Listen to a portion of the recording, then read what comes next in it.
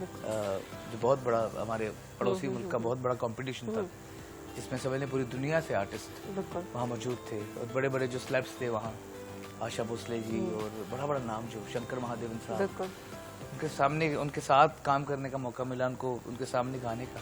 तो ये चीज़ जो मैं आपको सुनाने जा रहा हूँ, खमाज, ये वहाँ परफॉर्म की थी, बड़ी पॉपुलर रही। तो मैं आपके जो व्यूअर्स हैं उनके लिए मैं थोड़ा पेश कर दूंगा। सावन भी तो जाए पहरवा, सावन भी तो जाए पहरवा, मन मेरा घबराए, ऐसो गए परदेस पिया तुम, चैन हमें नहीं आए, मोरा सैया मोसे बोले ना, मैं लाख जतन कर हारी,